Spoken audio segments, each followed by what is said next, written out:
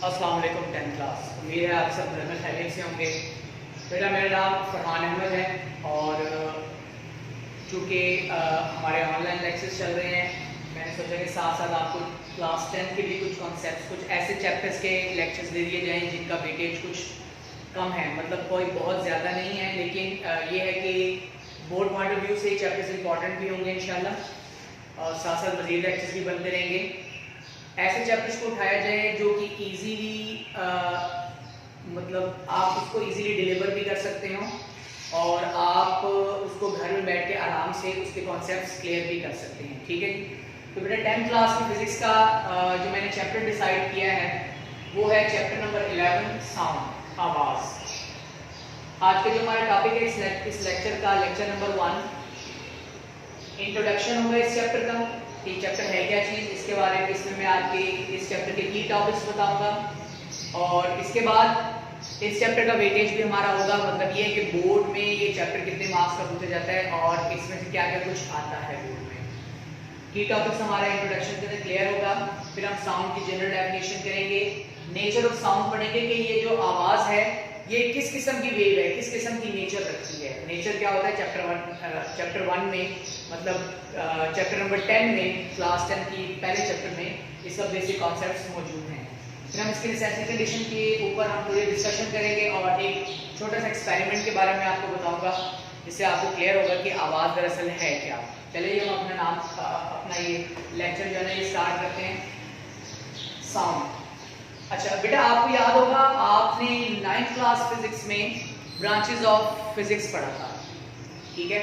वहां पर sound physics आपको याद होगा, साउंड फिजिक्स आपने वहां पे क्लियर की थी डेफिनेशन ब्रांचेस ऑफ फिजिक्स में।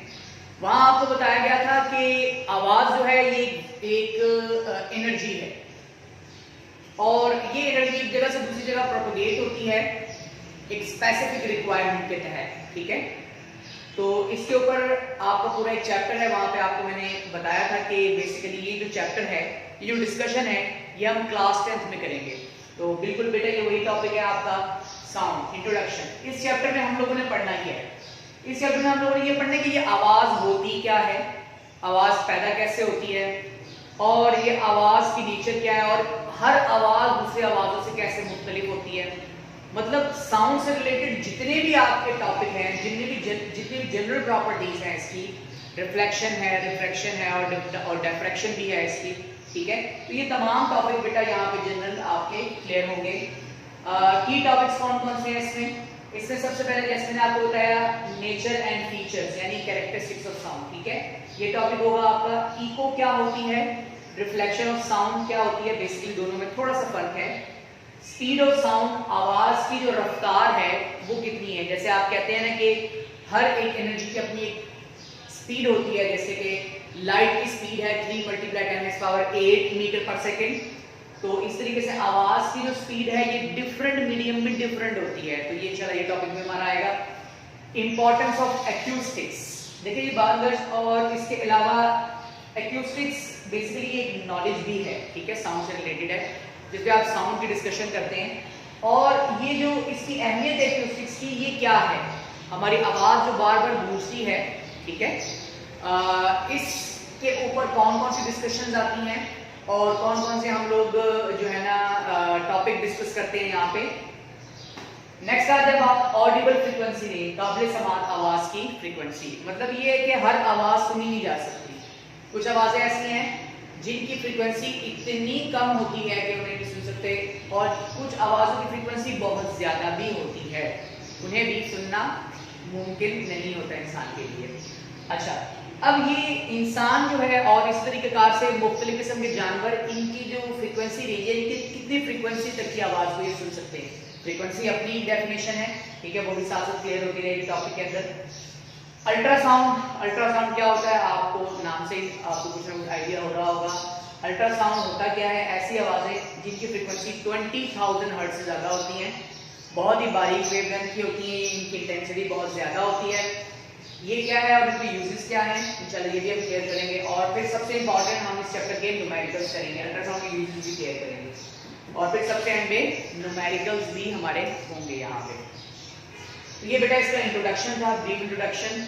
वेटेज, देखिए जी, चैप्टर नंबर 11 जो है ये आपका पॉसिबली लॉन्ग क्वेश्चन का एक पार्ट देगा आपको, ठीक है। वैसे अब तकरीबन पिछले कुछ अरसे से इस चैप्टर में अच्छा खासा पूछा जा रहा है, लेकिन इस साल चैप्टर नंबर 12 और चैप्टर नंबर 10 का आपस में एक पेयर बन गया था, लेकिन इंपॉर्टेंट चैप्टर है तो पॉसिबली आपका लॉन्ग क्वेश्चन का एक पार्ट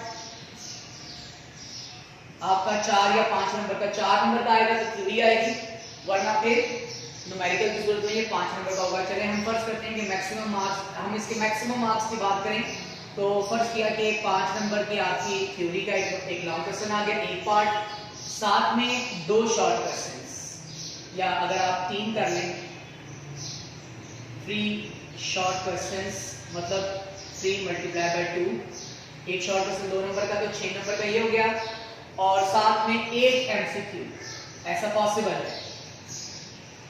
1 × 1 = 1, तो टोटल मार्क्स आपके बन गए ये 12 मार्क्स। तो 12 नंबर का तकरीबन पेपर आपका इसमें से पूछा जाना है। जरूरी नहीं कि 3 शॉर्ट क्वेश्चन है, 2 भी आ सकते हैं यहाँ पे, ठीक है, ये कोई ऐसा जरूरी नहीं है। अगर तो यहाँ पर लॉन्ग क्वेश्चन नहीं आया तो ऑब्वियसली यहाँ पर शॉर्ट क्वेश्चंस की तादाद ज्यादा होगी।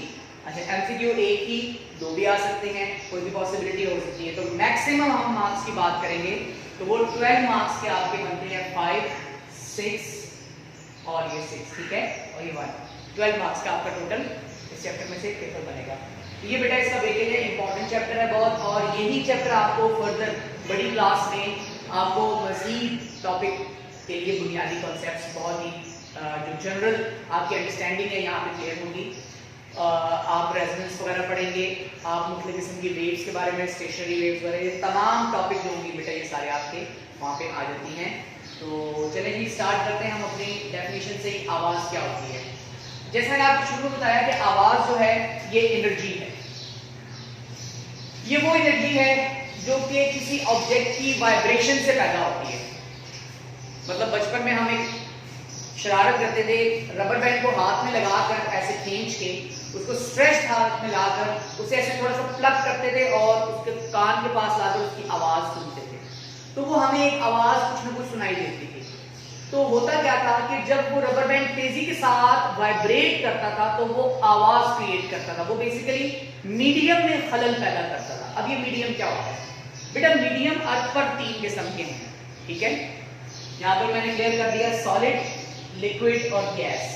तो आवाज जो वो पैदा होती थी वो अपने इर्द गिर्द मीडियम के ज़रात में एक डिस्टर्बेंस क्रिएट करती है, जिससे एनर्जी एक जगह से दूसरी जगह पर ट्रांसफर होती है। Sound is the type of energy we produce by the vibration of an object, जो किसी ऑब्जेक्ट की वाइब्रेशन से पैदा होती है in the presence of some medium, some material medium, hence we can hear, और हम कुछ ना कुछ सुन पाते हैं, मतलब कोई ना कोई आवाज। अब इसका मतलब ये हुआ कि जितनी भी आवाजें बेटा आप सुन सकते हैं वो आवाजें डायरेक्ट और इनडायरेक्ट वे में वाइब्रेशन से ही पैदा होती हैं। अभी ऑब्वियसली मैं जब बोल रहा हूं तो मैं ये प्रॉपर डायफ्राम जो है वो वाइब्रेट कर रहा है और ये प्रॉपर आवाज को क्रिएट कर रहा है, और मेरे इर्द गिर्द जो एक मटेरियल मीडियम है, कौन सा मीडियम है? हवा। इस हवा में ये प्रॉपरली डिस्टर्बेंस क्रिएट करके मुझसे आप तक ये आवाज पहुंच रही है। तो हम ये कहेंगे कि आवाज जो है ये वो एनर्जी है जो कि अपने प्रोडक्शन पॉइंट से, अपने ओरिजिन से वाइब्रेशन के तहत पैदा होती है और मीडियम की मौजूदगी में प्रोपोगेट करती है, शार्प करती है, एक जगह से दूसरी जगह पर पहुंचती है। जी डेफिनेशन क्लियर होगी। नेचर ऑफ साउंड, आवाज जो है वो मैकेनिकल नेचर है, याद रहे। देखिए ये मैकेनिकल का मतलब क्या होता है? हमारे पास वेव 2 किस्म की होती हैं, एक होती है मैकेनिकल वेव और एक होती है इलेक्ट्रोमैग्नेटिक वेव।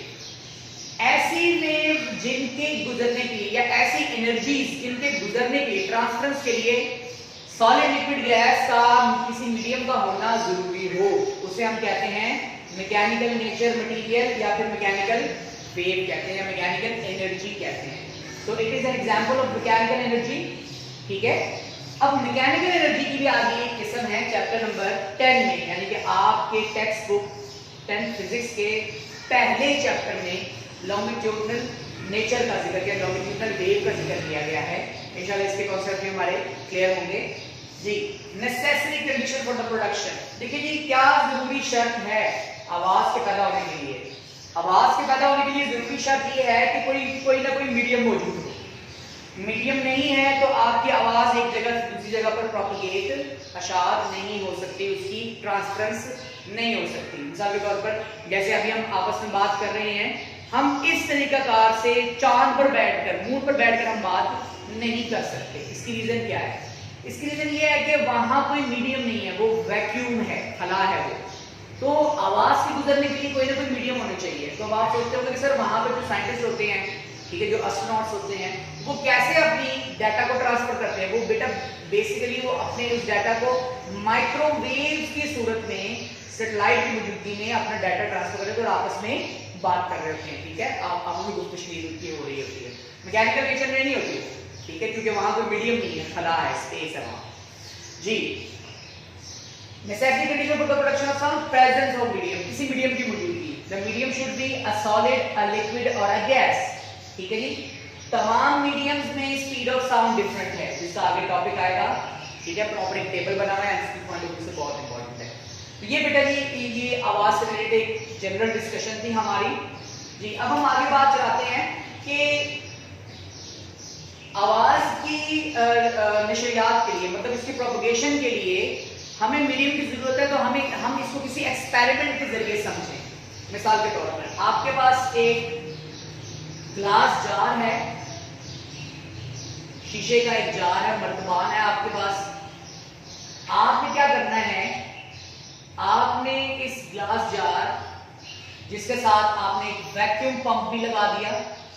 वैक्यूम पंप एक ऐसा पंप होता है जो किसी मटेरियल के अंदर से हवा को बाहर निकाल देता है या उसके अंदर हवा को डाल देता है। ठीक है जी, तो एक स्पेस क्रिएट करने का एक डिवाइस होता है ये। आपने इसके साथ एक कॉर्क लगा दिया, प्लास्टिक का या रबर का बना हुआ होगा ये। ठीक है, आप इसको कह दें कि एक मजबूत ढकना, ठीक है, जो इसको एयर टाइट रखे। इसके अंदर एक छोटा सा सुराख करेंगे हम, और उस सुराख के जरिए हम इसके अंदर एक अलार्म सिस्टम लगा देंगे, एक अलार्म सिस्टम। अच्छा, अब आपने क्या करना है, आपने वैक्यूम पंप से इसकी हवा को बाहर खारिज कर देना है। ठीक है, मतलब सक्शन पंप से इसके जरिए प्रॉपर इसकी हवा को बाहर खारिज करना है। अब होगा क्या, यहां से ये एयर टाइट है। अब आपके पास सिचुएशन कुछ ऐसे बन चुकी है कि अलार्म अंदर लटक रहा है, ठीक है, इस ग्लास जार के अंदर, और अंदर वैक्यूम है। अब आपने अलार्म के लिए एक टाइम सेट कर दी। जैसे ही अलार्म बजना शुरू कर देगा अपने प्रॉपर टाइम पे, आपको किसी किस्म की आवाज सुनाई नहीं दे रही होगी, किसी किस्म की सेंसेशन नहीं होगी। ठीक है, लेकिन अब आपने क्या करना है, अब आपने इस वैक्यूम पॉइंट से, इस वैक्यूम पंप वाले हिस्से से, इस ओपनिंग से थोड़ी सी हवा को अंदर जाने देना है, हल्की हल्की सी। मतलब आपने क्या किया, आपने इसको थोड़ा सा खोल दिया। ठीक है, तो अब होगा क्या, एयर पार्टिकल जो बाहर हवा है वो इसके अंदर दाखिल होगी। अब क्या होगा, अब अलार्म अंदर चल रहा है, हवा अंदर दाखिल हो रही है, और हवा के अंदर दाखिल होने से मटेरियल की मौजूदगी, ठीक है, प्रेजेंस ऑफ मटेरियल वाली कंडीशन इंप्लीमेंट हो चुकी है। अब क्या होगा, आपको हल्की हल्की सी आवाज सुनाई देने लगेगी। जैसे जैसे हवा अंदर जाएगी, ज्यादा से ज्यादा मटेरियल मौजूद होगा अंदर, आपको क्लियर आवाज सुनाई देगी इस अलार्म सिस्टम की। ठीक है जी, समझ आ रही है? तो इस तजुर्बे से ये साबित होता है कि आवाज की गुजरने के लिए, एक जगह से दूसरी जगह ट्रांसफर होने के लिए सॉलिड लिक्विड गैस का होना जरूरी है। ये एक एक्सपेरिमेंट था। एक और एक्सपेरिमेंट आप ले सकते हैं, ये तो गैस से रिलेटेड था। आप लिक्विड से रिलेटेड भी बेटा एक्सपेरिमेंट कर सकते हैं। आपको क्या करना है, सिर्फ एक टब में पानी भरना है, ठीक है, और आपने 2 मेटालिक स्पून, ठीक है, धातु चम्मच आपने पकड़नी है, या फिर आप एक स्टील का कोई बर्तन, कोई थाली वगैरह पकड़ के उस पानी के अंदर आप हाथ डाल दें। ठीक है, स्पून और मेटालिक प्लेट, स्टील प्लेट, और आपने पानी के अंदर उसको आपस में से स्ट्राइक करना है। तो जैसे आप स्ट्राइक करेंगे तो आपको कुछ ना कुछ आवाज सुनाई देगी, लेकिन उस सूरत में क्या होगा कि बेसिकली वो जो आवाज जो है ना, वो प्रॉपर्ली लिक्विड के अंदर प्रोपोगेट कर रही है। तो इसका मतलब ये हुआ कि आवाज है वो लिक्विड में से भी गुजर सकती है। सिमिलरली गैस में भी, गैस में इसकी स्पीड सबसे ज्यादा होती है बेटा, याद रहे। ठीक है, टॉपिक के अंदर हम लोग ये क्लियर करेंगे। तो ये बेटा आज की जनरल और बहुत ही ब्रीफ डिस्कशन थी। लॉन्गिट्यूडनल नेचर क्या होती है? लॉन्गिट्यूडनल नेचर में होता ही है कि जब आवाज पैदा होती है, साउंड क्रिएट होती है, तो साउंड क्रिएशन पॉइंट से, वाइब्रेटिंग पॉइंट से, फॉर एग्जाम्पल मैं बोल रहा हूं, so I am a vibrating point. ठीक है, मैं एक वाइब्रेटिंग पॉइंट, तो वाइब्रेटिंग पॉइंट से आवाज के पैदा होने के बाद यहां मौजूद जो एयर है, ये कुछ मकामात पर कंप्रेस होगी, मतलब ये हवा को दबाएगी, और कहीं पर इसके अंदर थोड़ा सा अनकंप्रेसिंग सिचुएशन क्रिएट हो जाएगी। मतलब ये होगा कि आवाज जो है ना, वो एक प्रॉपर लाइन में पार्टिकल्स ऑफ मीडियम के वाइब्रेशन की डायरेक्शन में मूव करेगी।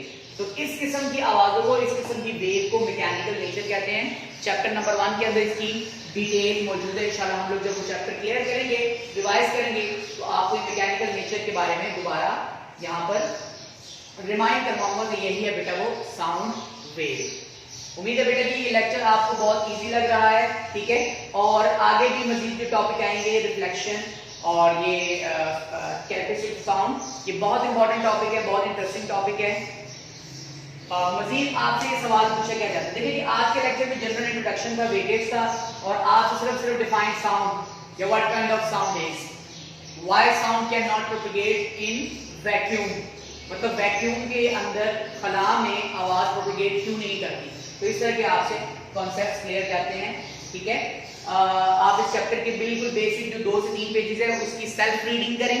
ठीक है जी, मजीद कुछ क्वेश्चंस हो तो आप उसको खुद अपने तरीके से सर्च करने की कोशिश करें। Thank you very much.